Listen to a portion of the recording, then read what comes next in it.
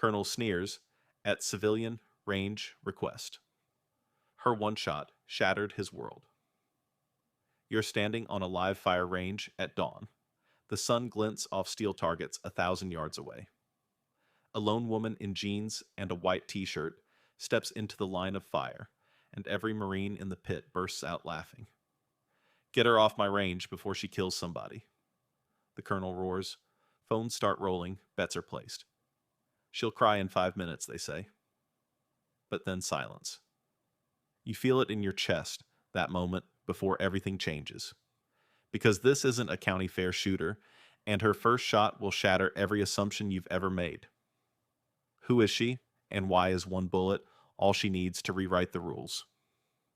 Stay with us, because in the next 35 minutes, you're about to witness a moment of justice so powerful, it will redefine everything you thought you knew about strength. Hit subscribe and give a thumbs up now if you've ever been underestimated. Drop a comment and share your own story of being overlooked, because this journey is for anyone who's ever been told they didn't belong. The early morning haze clings to the range like a veil, half hiding the row of steel silhouettes standing silent at exactly 1,000 yards. You can feel the desert chill biting through your gear, even as the sun's first rays ignite the horizon in molten gold. Along the firing line, a half-dozen drill instructors pace like predators, their polished boots kicking up dust with every measured step. The crackle of comms radios and the low hum of diesel generators underscore the rigid discipline here. This is no place for amateurs. Enter Grace Williams. She's 25, wearing faded jeans and a plain white t-shirt that seems to swallow her small frame. No Kevlar, no combat boots, just scuffed sneakers, and a civilian badge clipped to her belt that reads Visitor Camp Pendleton. The moment she steps onto the pit floor, dozens of Marines swivel to stare, lips curling into smirks. Phones flick open. A betting pool forms in seconds. She'll quit before sunrise. $20 says she squirms. The colonel himself, a hulking figure in crisp camo, points a gloved finger at her. His voice booms like artillery. Get her off my range before she kills somebody. Underneath the laughter and the taunts, though there's an undercurrent of something else. Unease. Master Gunnery Sergeant Sarah Chen notices it first. She's been here 25 years, seen the calm before ambushes, and the stillness that precedes a sniper's shot. There's a steadiness in Grace's posture that doesn't fit a civilian's nervous jiggle. Her hands hang by her sides, relaxed but ready. Her gaze drifts not to the nearest coffee truck back on base, but to the fluttering wind flags and the subtle sway of the spotting scopes. Chen's heart lurches, a flash of classified memory in her mind's eye. Behind Grace, the briefing room's walls bear plaques commemorating impossible kills over 1,500 yards, rock-solid marks under hostile fire lives, saved in a single breath. The room itself, a fortress of testosterone and prize ribbons, vibrates with unspoken competition. Every Marine here believes they've earned their place by sweat and bullets. They're about to learn how fragile that confidence can be. On the desk by the entrance, Staff Sergeant Rodriguez watches too. He's 42, a father of 3, and he recognizes grief in Grace's blue eyes. Not the shallow grief of a sympathy card, but the deep kind that leaves a void where nothing else fits. When she handed him her paperwork memorial service arrangements for her mother, a decorated Navy sniper killed in action, his fingers shook as he stamped her entry pass. Now, as he leans on his desk, he recalls that unspoken exchange. Whatever you're looking for here, I hope you find it. Behind the colonel's back, Chen steps closer, voice low. Sir, her clearance codes don't match civilian traffic. We should verify. He waves her off with the arrogance of a man who's spent his career making split-second decisions, all of them right. If she's cleared, she's cleared. I'm not babysitting every tourist with a sob story. His laugh ricochets through the pit, heavy and cruel. Grace doesn't flinch. Instead, she lets the sun catch the tiny gold locket at her throat. Inside is a faded photograph of a woman with the same icy blue eyes, her mother a legend in her own right. No one sees the flicker of memory the way Grace's breath hitches, recalling a Virginia hillside and a first bullseye at 200 yards. The Marines see only her silence, and they mistake it for fear. But Sergeant Chen sees the tension ripple through Grace's shoulders, the way her fingers curl as if reaching for an invisible rifle. She's seen it all before: the predator's patience, the calm before the strike. Grace Williams is not here for closure. She is here for something far more powerful, a reckoning. And in the back of your mind, you realize that when the moment comes, every assumption in this room will explode with a single irrevocable shot. The jeers rippled through the pit like rising storm winds. Corporal Davies, phone in hand, let out a bark of laughter when Grace's gaze drifted briefly toward the distant coffee trucks. "She's already lost," he muttered. Behind him, Lance Corporal Martinez nudged his buddy. $20, says she bolts by the third insult. Their words were sharp as shell fragments, but Grace didn't flinch. You feel her pulse hammer in her temples, that hot surge of adrenaline slicing through the early chill. Her fingers tighten around the hem of her shirt. Knuckles blanch white. Yet outwardly, she stands statuesque, chin-level shoulders unmoved. The audience mistakes her stillness for terror, and that only fuels their mockery. Sergeant Chen strides closer, voice low and urgent. Colonel, her clearance codes flagged, SOCOM level 7. "We should..." He cuts her off mid-sentence. "Not now." Gunny Mitchell snaps eyes, fixed on Grace as though daring her to crack. "This is Entertainment Marine, not your damn paperwork." The words land like a slap cracking the dust beneath Chen's boots. Now the taunts sharpen. Private Thompson mimics her stance in an exaggerated lean legs, trembling, then feigns collapse. Look at her. She's going to faint before she even loads. Laughter spills over. But Grace's lips press in a straight line, no tremor in her jaw. A bead of sweat forms at her hairline, but she wipes it away with deliberate calm. Across the line, Staff Sergeant Rodriguez's jaw tightens. He'd seen that scent of concentrated purpose in the eyes of legends. He leans to Chen, voice a whisper of steel. She's tracking the wind flags by the angle of the poles. No civilian does that. Chen's heart lurches. Every instinct screams, stand down, but protocol binds her. She can only watch. The colonel steps forward, his shadow swallowing Grace's feet. "Ma'am," he draws, voice deep with condescension. "This isn't the county fair. If you can't handle a 50 cal at 50 yards, maybe you should stick to Nerf guns." A ripple of cruel laughter answers him, but it's forced. You sense a subtle shift. Some soldiers glance away, discomfort flickering in their eyes. Grace inhales slow and controlled. You almost hear the air split her lungs, expanding on purpose. Her chest rises in a silent vow. "I'm here for the 1,000-yard range," she finally says, voice low, each word weighted with unspoken history. The pit goes dead quiet for a heartbeat, as if the radios themselves stop transmitting. Then Mitchell howls with derision. "A tourist asking for fighter jet toys? Give me a break." The insult echoes off the steel targets. Yet, as he laughs, you notice Colonel Hayes' aide frowning at his phone screen, thumbs hovering above the delete button. Social media warnings flash. Possible SOCOM operatives leaking live fire session. Corporal Davies shoves his phone into Grace's face. "What's this, widow? 27? Is that your cosplay handle?" He snickers, but Grace's eyes snap to his with the precision of a sniper zeroing in on a shifting target. Her gaze freezes him mid-laugh. You can almost see the blood drain from his cheeks.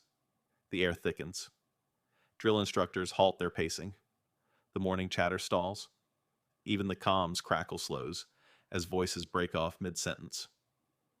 Grace reaches up, fingernails brushing the tiny gold locket at her throat. A flash of silver catches the sun inside a faded photograph of the woman whose name sends a collective shiver through the ranks. You see this. Grace's voice carries now steady as a rifled barrel. "My mother held this position 10 years ago. She earned every scar, every plaque on these walls."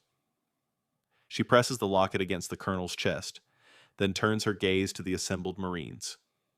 The locket's tremble betrays her grief, but her stance never wavers. Several Marines shuffle uncomfortably. Thompson steps back, voice cracking on a single word, "Sir." He looks to Mitchell for permission to speak, but the colonel's face is ashen. The laughter has vanished, replaced by a hush so complete you can hear distant rounds cracking on other ranges. Staff Sergeant Rodriguez steps forward, voice trembling with awe. Whisper 27. I thought you were gone. The moniker echoes like a prayer. In that moment, you feel the room tilt. The predator has unmasked itself. The hunters become the hunted. Grace exhales, and time seems to slow. Each exhale a deliberate release of the tension she's held for years. You sense the steel around her hum with anticipation, every eye locked on the small figure before them, waiting. But the final blow hasn't come. This is only the crescendo before the shot. The redistribution of power pulses through the pit. Marines who minutes ago mocked her now press their hands to their helmets, faces pale. Chen seizes her chance, stepping toe-to-toe with Mitchell. You owe her more than an apology. She deserves this range. Mitchell's arrogance crumbles. He opens his mouth. No words emerge. Grace's calm, like a predator's silence, has trapped him in his own mockery. In the pregnant pause, you realize the true conflict isn't bullets on steel. It's the collision of arrogance and truth, prejudice and proven skill. Tension coils tight as a spring. Every Marine knows the next sequence will shatter the old hierarchy.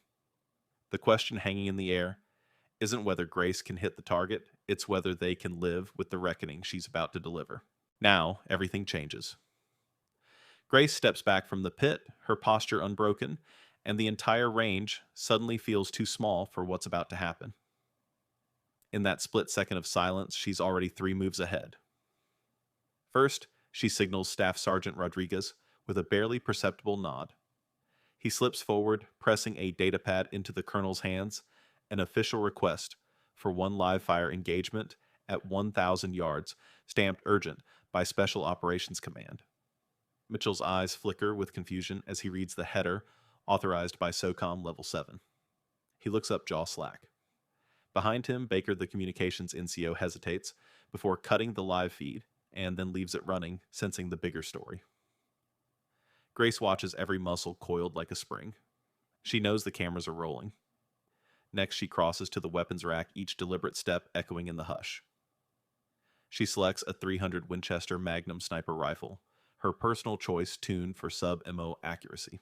The bolt glides back and forth in her gloved hand, each click a promise of precision. You feel the weight of that rifle hanging in the air. She mounts her own spotting scope on the tripod, peering down the tube. Wind flags at 200, 400, 600 yards ripple under the dawn breeze. She notes the exact direction, 15 degrees left, of true north, and adjusts her reticle's mil dots, accordingly tacking on 1.2 mils for wind drift.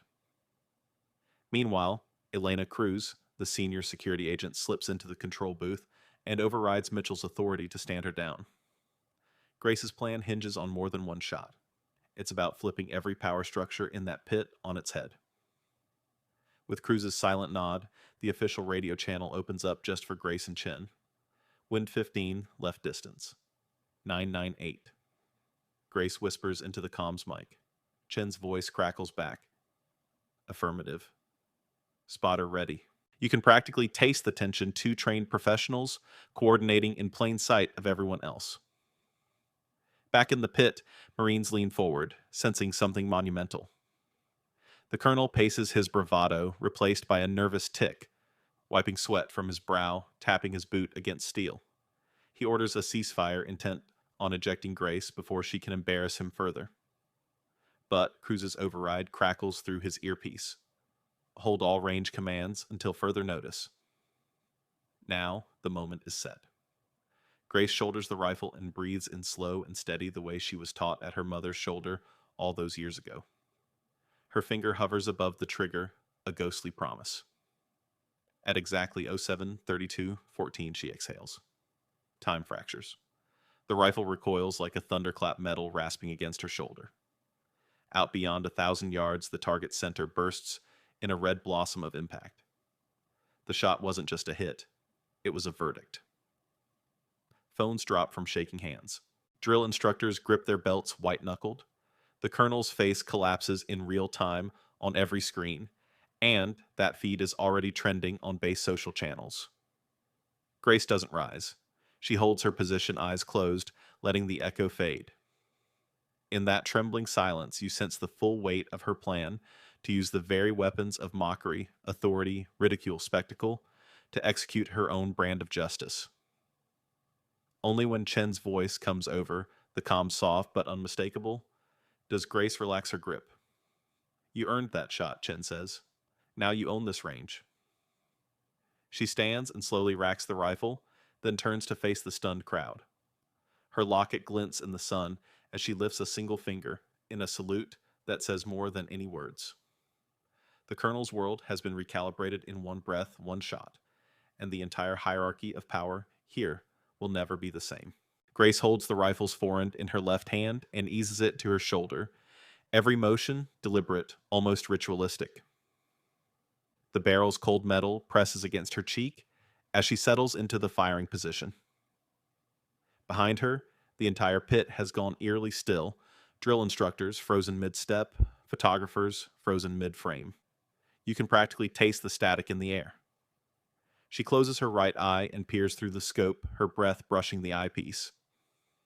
The wind flags at 200, 400, 600 yards flutter like silent metronomes.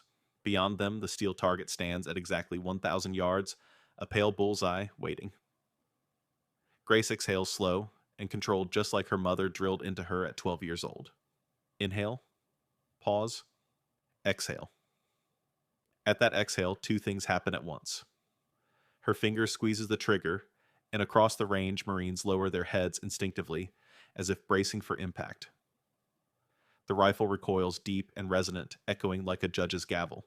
You feel it in your bones. The target shatters. A perfect strike dead center of the A-zone. The red paint blooms outward in a spiderweb fracture. It's a symphony of destruction and precision. Phones clatter to the ground. Somebody's GoPro topples over, lens cracked, still recording the moment history shifts. Grace doesn't rise. She holds her position chest, heaving tears, slipping quietly down her cheeks onto the rifle stock. Each teardrop steams in the cold dawn air, raw evidence of every second she's ever been doubted. Behind her visor, her blue eyes glint with a fierce light. Then she levers the bolt, ejects the spent casing, and drops it in a tin tray with a metallic click. Another promise kept. The Marines behind the line exchange glances, some still in denial, others breathing sighs of relief or shame. The Colonel stands paralyzed, hand half raised, mouth agape. Staff Sergeant Chen steps forward, boots crunching gravel. Her voice cuts through the stunned silence. That shot was authorized. That shot was necessary. And that shot was yours. No hint of triumph, just a soldier's respect. Grace finally lets the rifle slide from her shoulder and racks it into the weapon stand with a finality that resonates through the pit. Now the reaction cascades. Corporal Davies kneels to pick up his phone, hands trembling, eyes wide as he replays the slow-motion clip of the bullet tearing through the target. Lance Corporal Martinez swivels to the Colonel, voice barely audible. "Sir, she just did what none of us could." Mitchell's face drains of color. He turns to the weapons rack as if seeking camouflage, but finds only empty shell casings and a precise target. His voice trembles unsteady. My range. He can't finish. He's lost the words just as he lost control. Marines begin to murmur in low tones. Some athletes of war wipe their cheeks, embarrassed by their own laughter hours before. Others point to the data pad Rodriguez holds, showing the live fire log stamping Grace's shot in green, 1,000 yards, confirmed kill. The words glow like an indictment. Grace steps away from the rifle locket swinging at her throat. She walks toward the Colonel, each footstep measured authority radiating from her. Marines part for her path, reverent but uncertain. She stops 3 paces from Mitchell, lifts her chin to meet his gaze. "You wanted me off this range," she says, voice steady yet soft. "I stayed. You asked if I could handle big girl toys. I proved I could handle more than that." She pauses, letting the words land.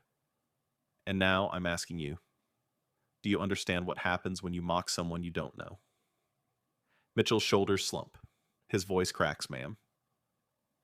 He stops shame, turning his words to dust. Marines averted their gazes, but Grace holds his eyes until he nods once reluctantly. Behind them, Elena Cruz and Rodriguez secure the area. Elena's phone streams the aftermath live to the FBI internal network, no deletion this time. The clip already has thousands of views, each one a nail in Mitchell's coffin. But Grace isn't finished. She steps to the target, brushing her fingers over the fractured steel. She looks back at the assembled troops. You heard the late Sergeant Harper say, "The best sniper is the one nobody sees coming." Today, you all saw me, and none of you had the decency to respect it. So, let this be the last time. A pause. The Marines absorb her words like a parable. Then Chen snaps a crisp salute. One by one, Marines click to attention. The colonel hesitates, then returns a ragged salute, his uniform immaculate, his dignity in tatters. Grace turns away and walks back to the weapons stand where she retrieves her personal gear, a small backpack, and that gold locket she never lets go. She clips on her civilian badge and hooks the rifle sling over her shoulder, moving toward the exit with purposeful steps. As she passes the pit's edge, young Private Thompson finds his voice. "Ma'am, thank you." His voice cracks like a bullet being fired. Grace halts, meets his eyes, and nods a gesture more powerful than any speech. Outside the range, soldiers form an impromptu guard of honor. No orders given. This is voluntary. They stand at attention as she leaves the firing line behind. Overhead, the sun has climbed higher, painting long shadows that stretch toward her as if the entire base acknowledges her passage. In those moments, you understand that Grace's revenge wasn't a vendetta in blood, but a reclamation of respect. Each step she took, each calculated shot, unraveled a hierarchy built on arrogance. The real victory wasn't the shattered target, it was the shattered misconceptions. Minutes later, the range goes silent. Only the wind flags continue their quiet dance. And in that hush, you realize the true marksmanship was on human hearts, not steel.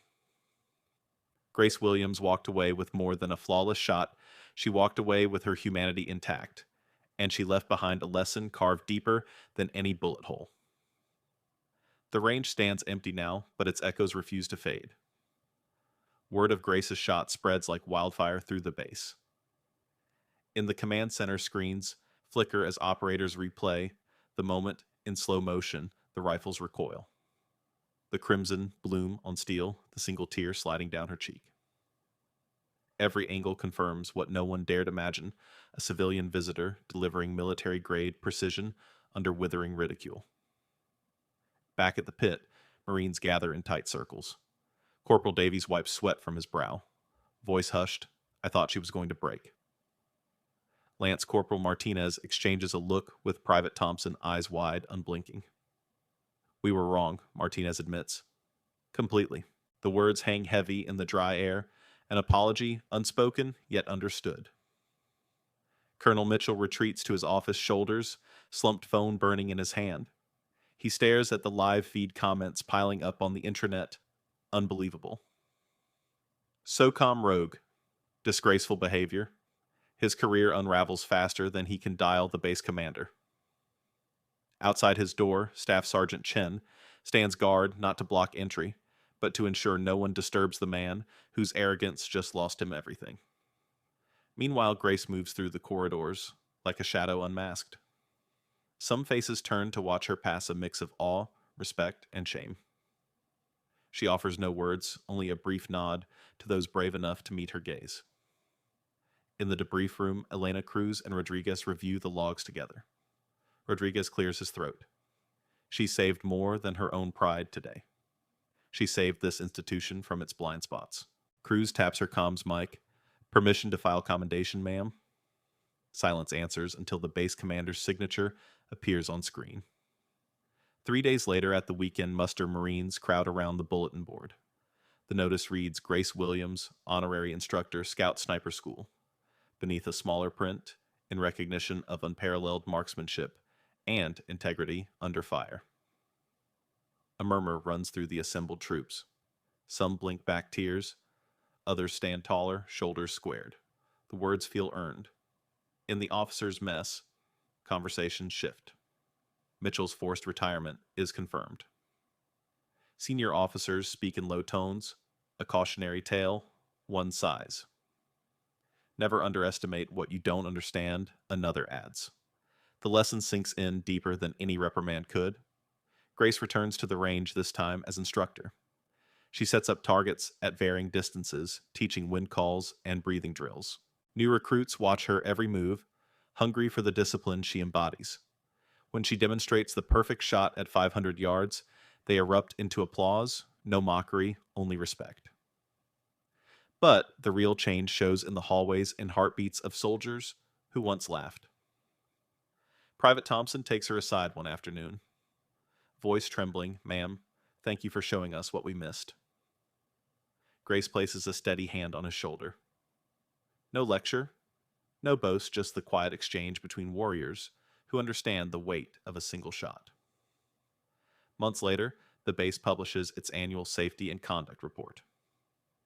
Hidden in the statistics is a line, incidents of on-duty harassment down 70%. The drop isn't attributed to new regulations, but to a story every Marine knows by heart, the day the visitor outshot them all, not for glory, but for justice. Under a crimson sunset, Grace stands at the memorial wall, her mother's name etched in granite. She traces the letters with a steady finger, then turns away, shoulders squared against the dying light. Behind her, Marines linger in silent salute. In that moment, you realize the ultimate victory wasn't in the hole she made on steel. It was the crack she forced open in every hardened heart around her. Now take a moment and think about every time you dismiss someone based on how they looked or where they came from. Grace Williams arrived in faded jeans and a white t-shirt, and we all saw a civilian. But what we witnessed was something far more powerful, a proof that true strength lies not in display, but in restraint, in the choice to hold a rifle and to lay it down. She faced laughter so sharp it cut deeper than any rifle's echo. She held still while our jeers rained down, embodying the tension between dignity and disdain. That single tear sliding down her cheek spoke 1,000 words about the burden of carrying grief and legacy. And then, with one impeccably placed shot, she shattered more than a steel target. She shattered our assumptions. The lesson: never confuse confidence with arrogance. True mastery means understanding your power and wielding it only when it serves justice, not ego. We cheered for her marksmanship, but the real victory was her compassion choosing to prove her worth by saving our institution from its own blind spots, rather than by tearing us apart. On that range, we learned that mockery and prejudice can only hide the truth for so long. Sooner or later, it storms back exactly like Grace's bullet, refusing to miss its mark. And perhaps most importantly, we remembered that vulnerability is not weakness. When Grace showed her tears, she revealed the humanity behind every hero's myth, reminding us that empathy and excellence can and must coexist. As you go forward, ask yourself, who are you overlooking? What hidden strength might be standing quietly beside you, waiting for a chance to rewrite the rules? In Grace's story, we find a mirror of our own potential to rise above judgment, to demand respect through action, and ultimately to build justice, not with noise, but with a single unwavering shot. Grace Williams walked away from that firing line, not as the visitor they mocked, but as the instructor they needed. She turned a single shot into a lesson in respect, resilience, and responsibility. One that will echo through these halls for years to come. If you've ever been underestimated, remember her story. If you've ever doubted someone based on appearance, think of the shatter of that steel target and ask yourself whose strength you might be missing. Hit, like if you believe true power lies in compassion as much as skill. Share this video with someone who needs a reminder not to judge a book by its cover. Subscribe now for more stories that challenge assumptions and celebrate the courage to rewrite the rules. Drop a comment. What's your single shot moment, the time you proved yourself when everyone else doubted you? We'll feature the most powerful stories in our next video. Thank you for watching. Stay sharp, stay humble, and remember, sometimes the most powerful actions are the ones you choose not to take. Until next time, keep your aim true inside and out.